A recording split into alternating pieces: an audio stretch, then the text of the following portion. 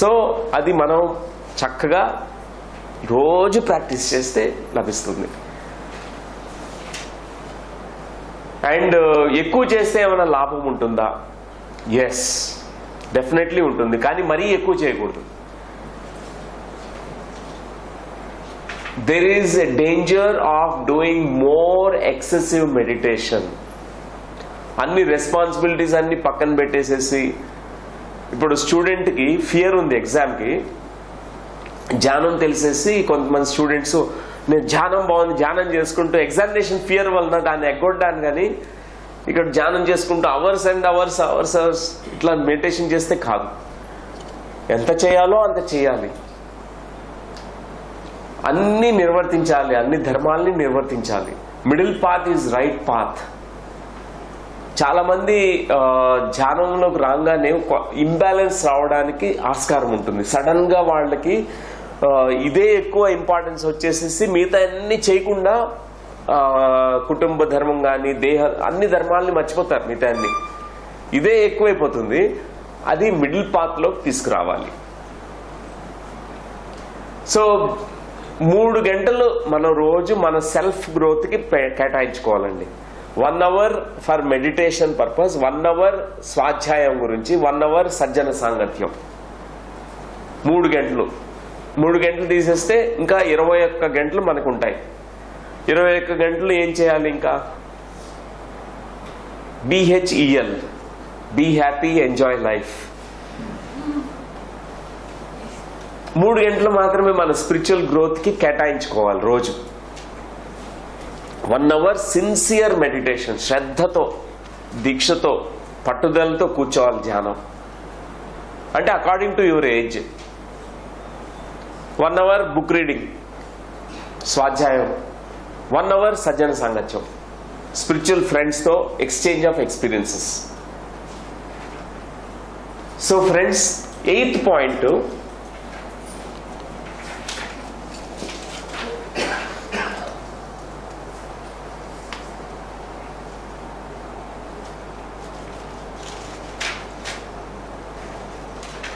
Any restrictions. ధ్యానానికి ఏమైనా restrictions ఉన్నాయా? ఏమైనా రూల్స్ ఉన్నాయా? నియమాలు ఉన్నాయా?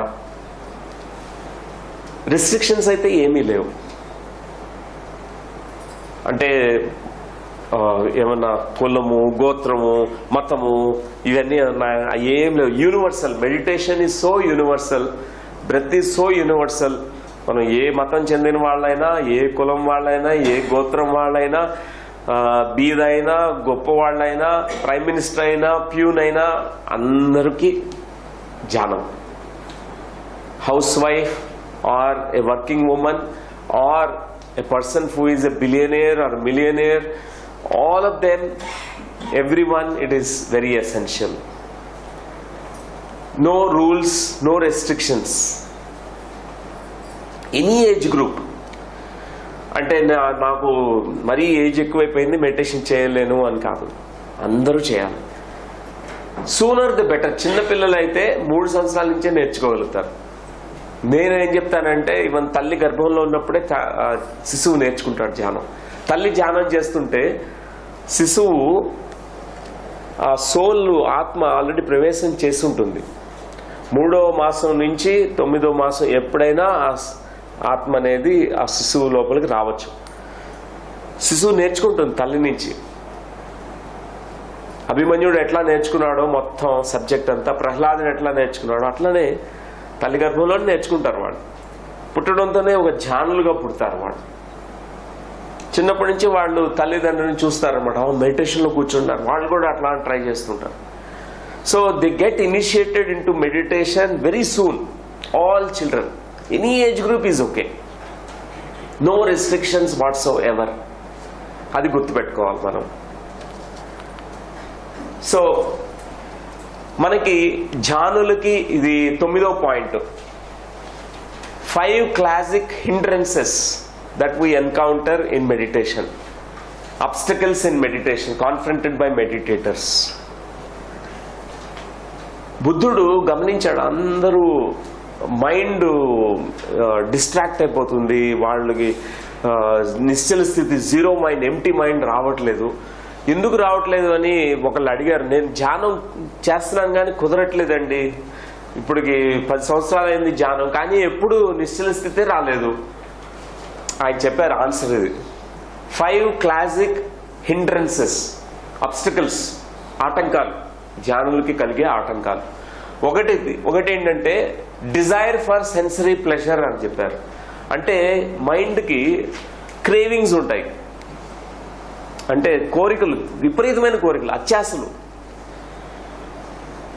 ఆయన చెప్పాడనమాట, మీ మైండ్ ఎప్పుడు క్రేవింగ్ ఉందనుకోండి, నేను ఈరోజు జిలేబీ తినాలి, బిర్యానీ తినాలి, ఈ సినిమా చూడాలి, ఈరోజు చిరంజీవి సినిమా రిలీజ్ అయింది, ఇవన్నీ మైండ్కి చాలా కోరికలు పుట్టది, ఎప్పుడు ఎండ్ ఉండదు దానికి.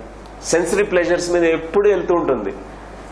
ఇంకా మైండ్కి ఎప్పుడు కుదురుతుంది ధ్యానం చేసుకోవాలంటే కొంచెం విత్డ్రా కావాలి వాటి నుంచి. ఇవన్నీ ఎప్పటికీ నెవర్ ఎండింగ్ స్టోరీ. మన డిజైర్స్కి ఎప్పుడు ఎండ్ లేదు. ఒక డిజైర్ ఇంకొక డిజైర్ తీసుకెళ్తుంది, థౌజండ్స్ ఆఫ్ డిజైర్స్ వచ్చేస్తాయి. సెన్సరీ ప్లెజర్స్ అంతా మనం ఎప్పుడు ఇంకా దీంట్లోనే, సంసారంలోనే మునిగిపోతూ తేలిపోతూ ఉంటాం. బుద్ధుడు చెప్పాడు ఇదొక గొప్ప అబ్స్టకల్, దాన్ని గుర్తించండి. ఫస్ట్ సెన్సరీ క్రేవింగ్స్ అంటే డిజైర్స్ ఉండకూడదని కాదు, అత్యాశలు, గ్రీడీనెస్ ఉండకూడదు, క్రేవింగ్స్ ఉండకూడదు. ఎవ్రీథింగ్ ఇన్ మోడరేషన్ అని చెప్పారు. అందుకే మోడరేట్ అంటే మిడిల్ పాత్ ఫాలో కావడం.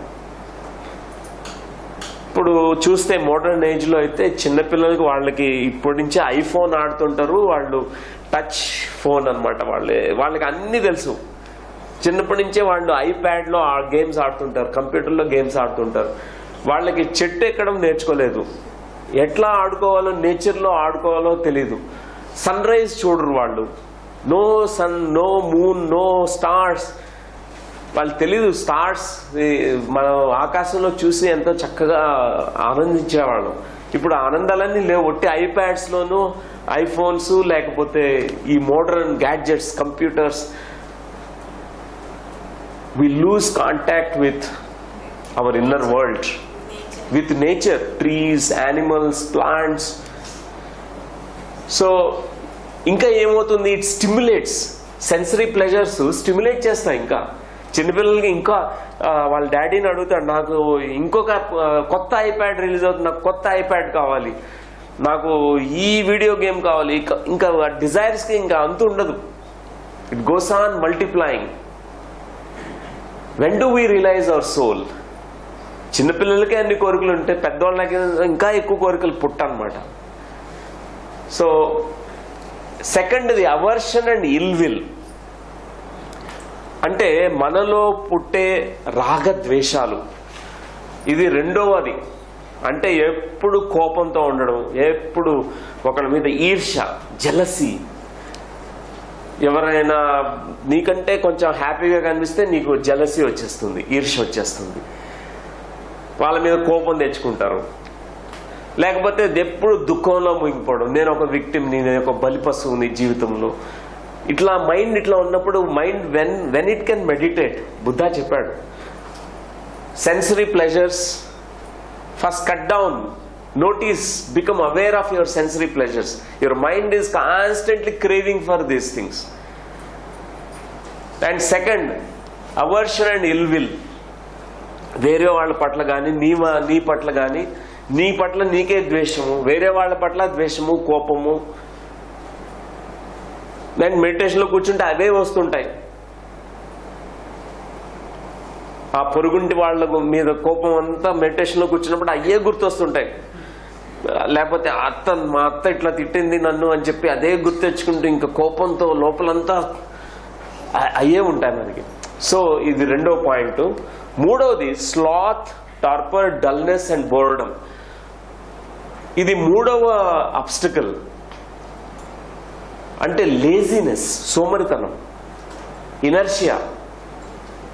అంటే అన్నిటికీ అయితే సినిమా అంటే పరిగెడుతుంటారు, ధ్యానం అంటే వా ఈరోజు కష్టమండి, ఈరోజు చాలా టైర్డ్గా ఉన్నాను.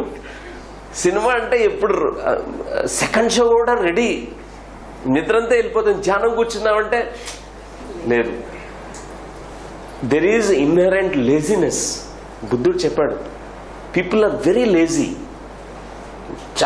They identify with the tamasic energy. మనం we need to be very dynamic. When it comes to spiritual activities, we need to be so dynamic. We need to invest our time, effort in meditation. So overcome that laziness. Recognize first, I'm a lazy bug. అని మనం తెలుసుకోవాలి first. మన excuses ఉంటాయి అన్నమాట, ఇవన్నీ మన డిస్ట్రాక్షన్సే. Meditation కూర్చుంటేనే ఆవలిస్తుంటారు కొంతమంది, నిద్రలోకి వెళ్ళిపోతుంటారు. అవే అలర్ట్గా కూర్చోవాలి. మెడిటేషన్ అంటేనే అలర్ట్నెస్, అవేర్గా అబ్జర్వ్ చేయాలి. సో 4వ obstacle restlessness and worry. Mind ఎప్పుడు రెస్ట్లెస్గా, అది గతంలో గురించి రెస్ట్లెస్నెస్, గతంలో జరిగిన అన్నీ నెమరేసుకుంటూ ఉంటాం. ఎప్పుడు చిన్నప్పుడు జరిగింది, గత జన్మల్లో జరిగింది, ఎప్పుడు గతాన్ని పట్టుకొని వేలాడుతూ ఉంటాం.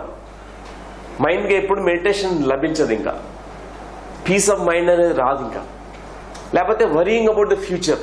ఓ నా జాబ్ ఊడిపోతే ఏమవుతుంది, ఇప్పుడు నాకు పిల్లలు పుడితే వాళ్ళకి మా కూతురికి డౌరీ ఎట్లా ఇవ్వాలి, ఇవన్నీ ఫ్యూచర్ గురించి. ఇప్పుడు ఈ ప్రస్తుత క్షణం మనం అద్భుతంగా జీవించగలిగితే దిస్ బిల్డ్స్ యువర్ ఫ్యూచర్.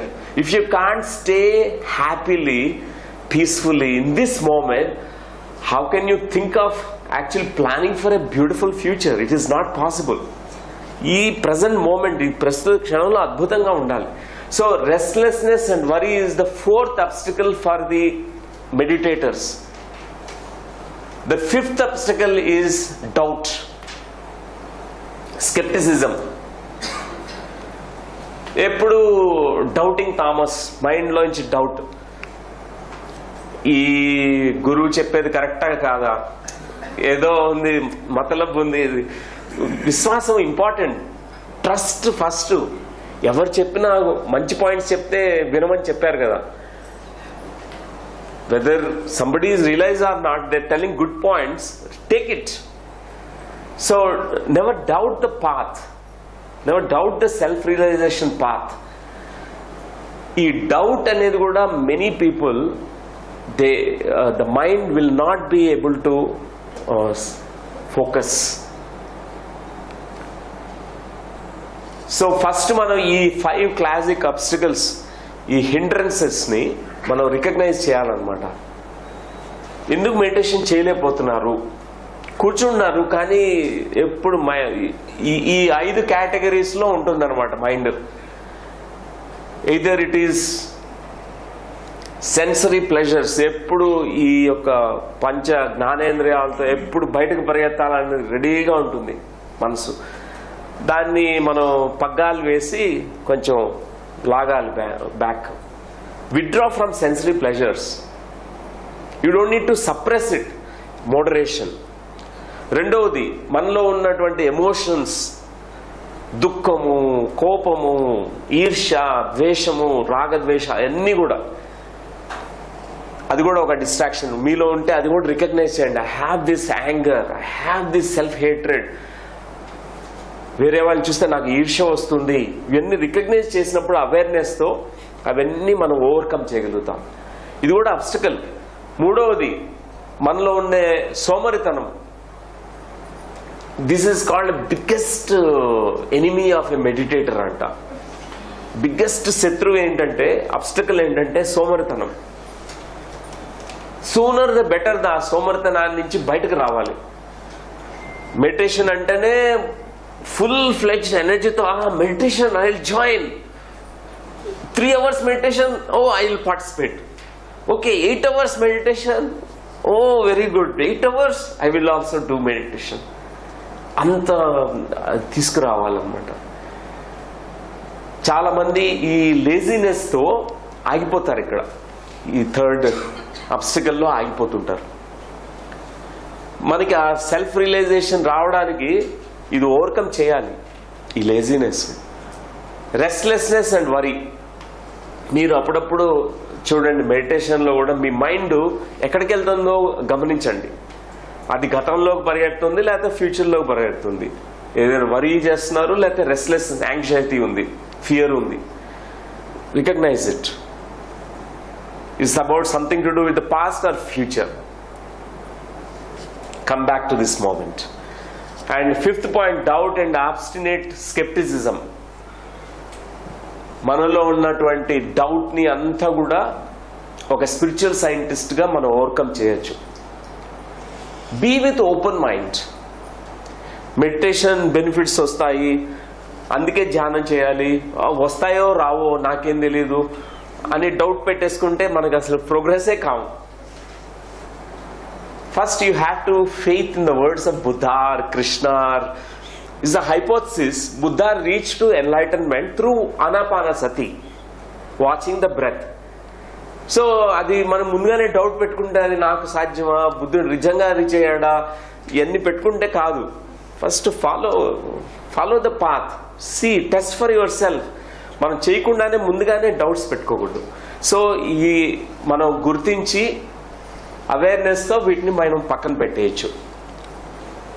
మనలో కొంతమందికి, ఎంతమందికి కొంచెం కష్టంగా ఉంటుందండి ధ్యానం చేయడం. యా, సో మీరు just become aware of these hindrances. ఈ 5 కేటగిరీస్ ఆఫ్ హిండ్రెన్సెస్లో, ఆబ్స్టికల్స్లో ఏ ఆబ్స్టికల్ మిమ్మల్ని స్టాప్ చేస్తుంది? Presence first. ఈ హిండ్రెన్స్ ఉంది నాకు, ఈ డయాగ్నోసిస్ చేయడం ఇంపార్టెంట్ ఫస్ట్. రెండవది, there are times when this hindrance was not there. ఒక్కొక్కసారి సాధన చక్కగా లభిస్తుంది మీకు. ఆ సాధన చేసినప్పుడు అప్పుడేం లేదు. మీరు పర్సిస్టెంట్ ఎఫర్ట్స్తో మీరు చక్కగా ఆ స్థితికి, ఈ అబ్స్టికల్స్ని ఓవర్కమ్ చేసే స్థితికి రాగలుగుతారు. So it needs our awareness levels to improve our awareness levels. Oyster into a pearl. I taken the words from Buddha. These are the words from Buddha. ఒక ముత్యం ఎట్లా వస్తుందంటే, ఒక శాండ్ పార్టికల్ దాంట్లోకి వెళ్తుంది, శాండ్ గ్రెయిన్ వెళ్ళి అదొక ముత్యంగా తయారవుతుంది. సో మనం కూడా అంతే. Just as an oyster transforms the irritating presence of a grain of sand into a pearl, meditators convert irritants into wisdom. మనకి ఉండే డేంజర్స్, ఇష్యూస్, ప్రాబ్లమ్స్, వాటినన్నీ మెడిటేటర్స్ని మెడిటేటర్స్ ఏం చేస్తారంటే కన్వర్ట్ చేస్తారు, దానికి ఒక విజ్డమ్గా కన్వర్ట్ చేసుకుంటారు.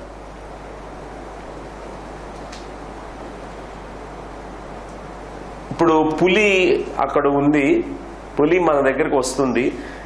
ఏమవుతుంది అప్పుడు? పులి దగ్గర, మన దగ్గర ఉన్నప్పుడు ఎంత అలర్ట్నెస్ వస్తుందంటే, there is a danger there, you will be so alert. ఎప్పుడు లేనంట నిద్ర కూడా ఉండదు, సోమరితనం ఉండదు, అన్నీ వెళ్ళిపోతాయి. బుద్ధుడు చెప్తాడనమాట, dangers are around you but they can't harm you, they can't overpower you, they are there. అన్ని కష్టాలు, నష్టాలు, దుఃఖము అన్ని మిమ్మల్ని ముంచేయడానికి రెడీగా ఉన్నాయి, పక్కనే ఉన్నాయి అన్ని. కానీ stay alert, let it increase your awareness. మీ ఎరుకని పెంచేవే అవి, తగ్గించేవి కాదు. దాన్ని చక్కగా you can turn it into great wisdom.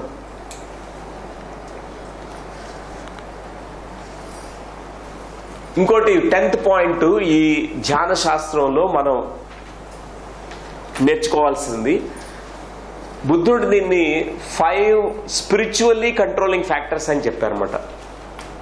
మన ఆధ్యాత్మికంగా, ధ్యానపరంగా ఎదగడానికి ఈ 5 మనకి చాలా ఉపయోగపడతాయి.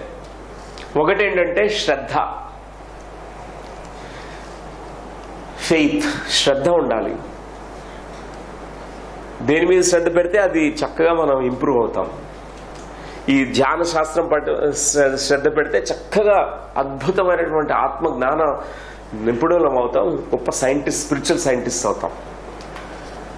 ఎనర్జీ అండ్ ఎఫర్ట్, మీ ఎనర్జీని, ఎఫర్ట్ని, ఎమోషనల్ ఎనర్జీ అండ్ ఎఫర్ట్ని పెట్టాలి. మన redirect the energy towards it. Me energy 80% of our energy మనం రోజు ఒక లిస్ట్ ప్రిపేర్ చేసుకుంటే 80% వరకు మన ఎనర్జీ అంతా కూడా వేస్ట్గా వెళ్ళిపోతుంది. Unnecessary thinkings, unnecessary chatting, unnecessary gossiping, unnecessary ఎమోషన్స్లోనూ దాన్ని చూసి మనం అబ్జర్వ్ చేసి ఆ ఎనర్జీని రీఛానల్ చేసుకోవాలి. 80% of our energy supposed we used to use for self development, self growth కు ఉపయోగించుకోవాలి. 20% for the mundane physical purposes. 80% you need to really be in practice of awareness every single moment, because that is our main purpose or goal. As a human being, we have come here to live very gloriously and abundantly and happily, peacefully, and as a realized being, as a master. So we need to put our energy and effort in it. Third thing, mindfulness. Buddha's key words రెండే ఉన్నాయి, mindfulness, meditation. ఆ రెండింటికి subtle difference ఉంది. Mindfulness అన్నారు బుద్ధుడు, మరి ఎందుకు ఆయన మైండ్ఫుల్నెస్ అని చెప్పారు? ఇంగ్లీష్లో మైండ్ఫుల్నెస్ అన్నారు, కానీ original word in Pali language is different. అప్రమత్తో అన్నాడు, అంటే very alert, stay alert, aware. But ఇంగ్లీష్లో ట్రాన్స్లేట్ చేసేసరికి మైండ్ఫుల్నెస్ అయింది. యాక్చువల్గా మైండ్ఫుల్నెస్ కాదు, సోల్ఫుల్నెస్ అంటే చెప్పుకోవచ్చు. ఇక్కడ fully being present every single moment is called mindfulness. ప్రతి మెడిటేటర్ ఏం చేయాలంటే వాళ్ళ డే టు డే లైఫ్లో కూడా మైండ్ఫుల్నెస్ ప్రాక్టీస్ చేయాలి, సోల్ఫుల్నెస్ ప్రాక్టీస్ చేయాలి. ఎవ్రీ సింగిల్ మూమెంట్ని ప్రతి ఒక్కటి కీన్గా అబ్జర్వ్ చేస్తూ, విట్నెస్ చేస్తూ, అవేర్గా ఉండాలి. అండ్ ఫోర్త్ ఫ్యాక్టర్, మెడిటేషన్, ధ్యాన సాధన.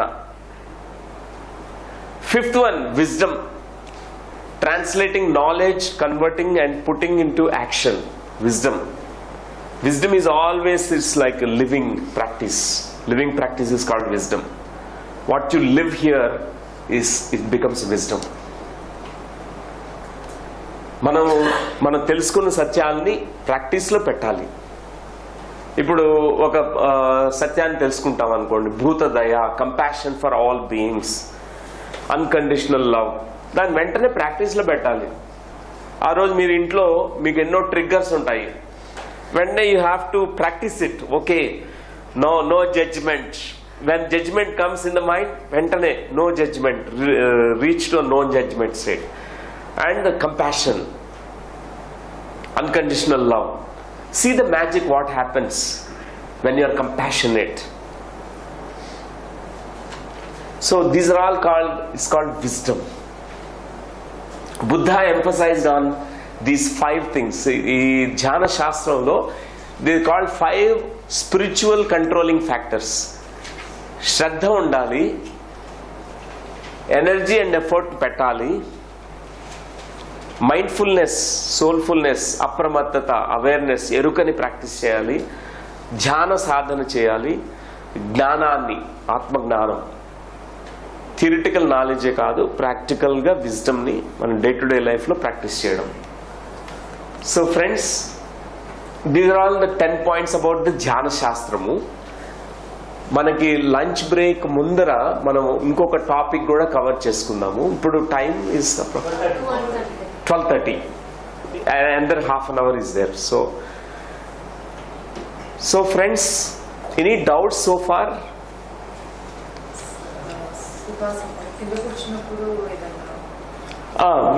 కింద కూర్చున్నప్పుడు పెట్టుకోవచ్చు. Make it self very comfortable. Cushion పెట్టుకోవచ్చు. You can make the posture very comfortable. Backbone straight గా ఉంచుకుని ఫస్ట్ ఇంపార్టెంట్ స్టెప్. ఎందుకంటే మనలో ఉన్నటువంటి ఆ శక్తి, నిద్రపోతున్నటువంటి శక్తి ధ్యానంలో మేల్కొన్నప్పుడు it moves upwards. So initially when you sit in meditation, be in a straight posture, erect spinal cord. Later on it may bend on its own. That's okay. You don't need to correct it. తర్వాత మీ body ముందుకి వెళ్ళిపోవచ్చు, లేకపోతే ఒకసారి సైడ్కి వెళ్తుంది. అవన్నీ జరుగుతాయి ధ్యానంలో. కానీ ఫస్ట్ మీరు బిగినింగ్ స్టేజ్లో మన స్టాన్స్ ఎట్లా ఉండాలంటే చక్కగా నిటారుగా హాయిగా కూర్చోవాలి, ప్రశాంతంగా కూర్చోవాలి, రిలాక్స్డ్ కూర్చోవాలి. దట్స్ కాల్డ్ సుఖాసనం. స్పైనల్ కార్డ్ స్ట్రైట్గా పెట్టుకోవాలి. Only exceptions are backbone pain ఉంది, వాళ్ళు చక్కగా పడుకొని చేయొచ్చు. ఓన్లీ ఎక్సెప్షన్స్ ఆర్ దట్, అంతే. అదర్వైజ్ మోస్ట్లీ 99.99% అందరూ కూడా ఇట్లా సిట్టింగ్ పాస్చర్లో చేయడమే ఉత్తమోత్తం. ఆర్థరైటిక్ పెయిన్స్ ఉంటే చైర్లో కూర్చోవచ్చు. ఎక్కువ సమయం మీరు కింద కూర్చోలేరు, తిమ్మిర్లు వచ్చేస్తున్నాయి, then sit in the chairs. Okay అండి.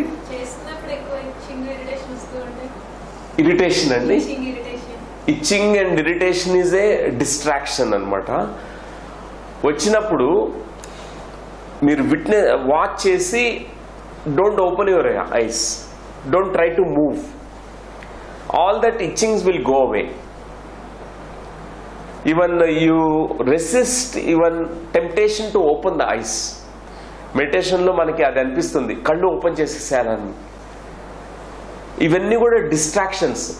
మన మైండ్ ఏం చేస్తుందంటే చాలా ట్రిక్స్ ప్లే చేస్తుంటుంది, దురదలు తెప్పిస్తుంటుంది బాడీ మీద, చాలా రెస్ట్లెస్నెస్ వచ్చేస్తుంది. దాని అంతా కూడా వాచ్ చేయండి, అబ్జర్వ్ చేయండి. Don't be distracted. ఇవన్నీ మనకు వస్తాయి సాధనలో, initial obstacles.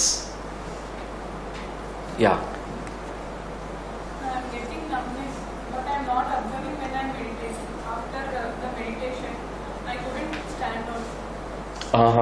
Numbness is coming, తిమ్మిరి బాగా. ఓకే. సో ధ్యానంలో మన కాళ్ళకి బాగా తిమ్మిరి పట్టినప్పుడు కళ్ళు ఓపెన్ చేయకుండానే మీరు స్ట్రెచ్ చేసుకోవచ్చు. అప్పుడే స్ట్రెచ్ చేసుకుని తిమ్మిరి స్టార్ట్ అయిన తర్వాత మరీ ఎక్కువ అయిపోతున్నప్పుడు స్ట్రెచ్ చేసి కళ్ళు తెరవకూడదు, మళ్ళా న్యూ పొజిషన్లో మళ్ళీ కూర్చుని కంటిన్యూ చేయండి.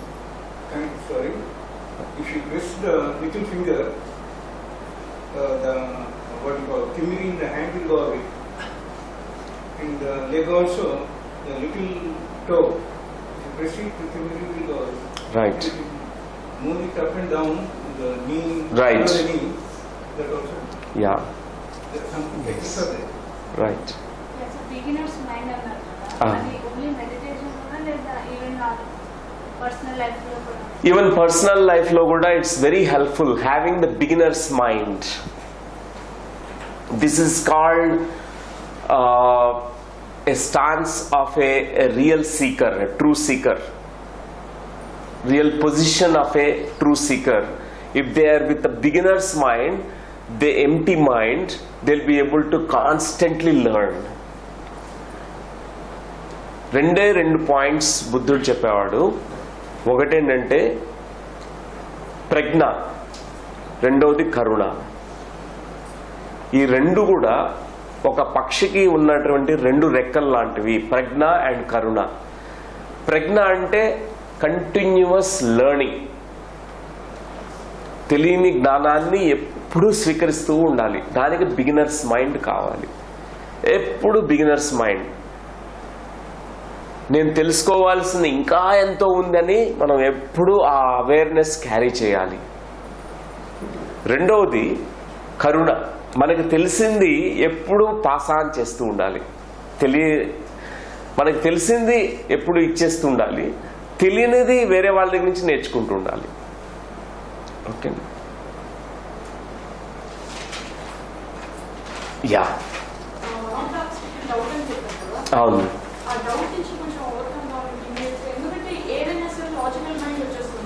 రైట్.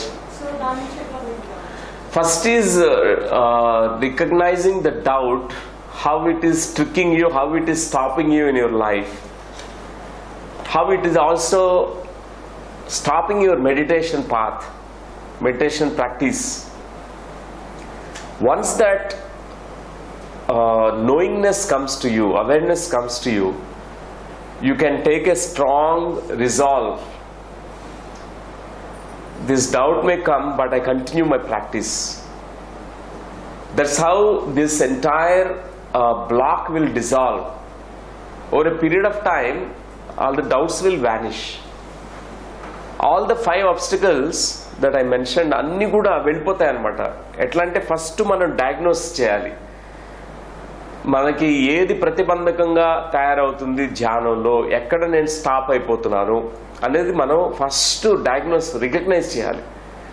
చేసిన తర్వాత అవేర్నెస్తో ఒక రిజాల్వ్ తీసుకోవాలి, మనం ఒక డెసిషన్ తీసుకోవాలి. ఓకే, నాలో ఇంత ఈ ఎమోషన్స్ వల్ల నేను ముందుకు వెళ్ళలేకపోతున్నాను. ఇప్పుడు చెప్పాలి, మీరు రిజాల్వ్ తీసుకోండి, ఒక డెసిషన్ తీసుకోండి. ఈ ఎమోషన్స్ ఉన్నా కూడా నేను ఇప్పుడు డిటాచ్డ్గా ఎమోషన్స్ని వాచ్ చేస్తూ ఉంటాను. I'm going to be even move beyond my emotions. I practice. Laziness వస్తుంది, లేజినెస్ కూడా అంతే, same way. I'm becoming too lazy, I'm finding excuses. మనం లేజీ ఉన్నప్పుడు అన్ని ఎక్స్క్యూజ్ ఫైండ్ చేస్తాం. I'm very busy today, that's why I don't meditate today.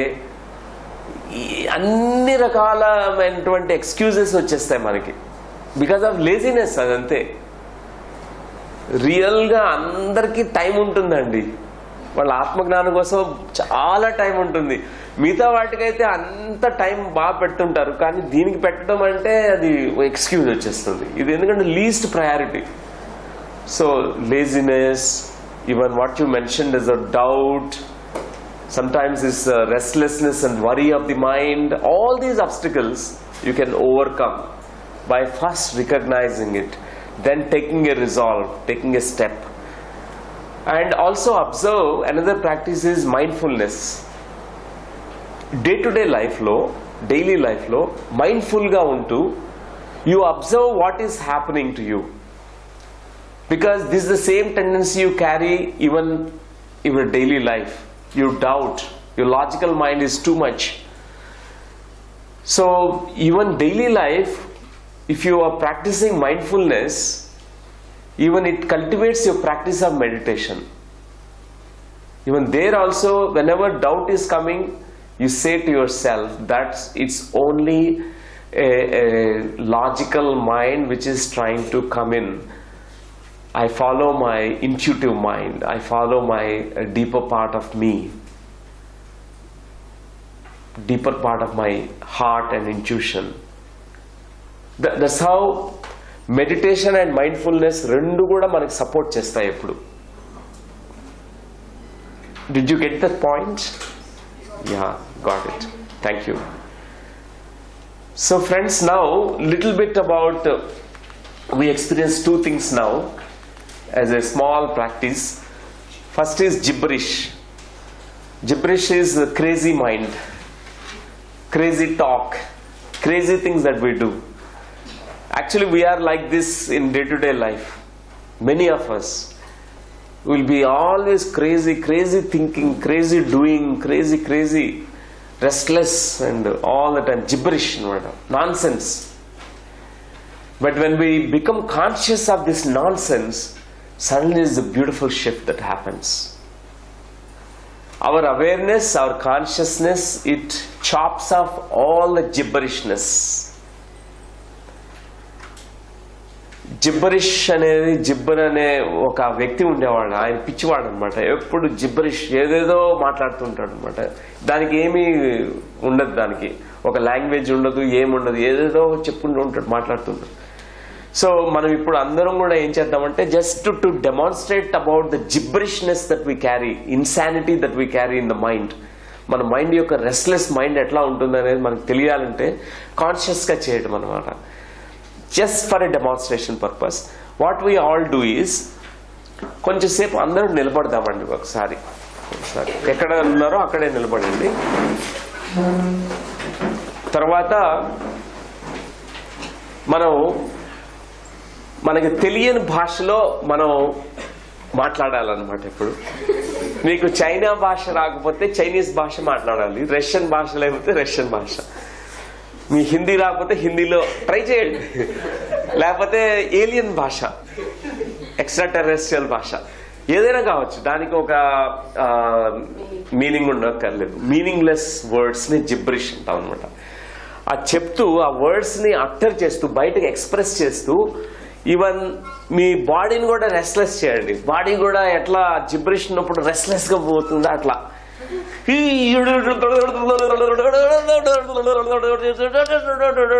మీ కోపం వచ్చేస్తుంది, లోపల సప్రెస్ ఉంది. ఈ జిబ్రిష్ లో అంత కోపం కూడా ఎవరిని కొట్టద్దు ఇక్కడ. ఓన్లీ మీరు ఇట్లా just make a tight face, muscles tight చేసి ఇట్లా ఇక్కడే ఇట్లా అనడం అనమాట. So will do it for 3 minutes అండి. 3 minutes చేద్దాము. ఓకే, నాన్ స్టాప్ గా చేయాలి. ఇక్కడ ఏంటంటే నాట్ టు ఫీల్ షై, అంటే వేరే వాళ్ళు నన్ను చూస్తున్నారు వాళ్ళు ఏమనుకుంటారు అనేది ఉండకూడదు ఇక్కడ. Just not to feel shy, we can open the door.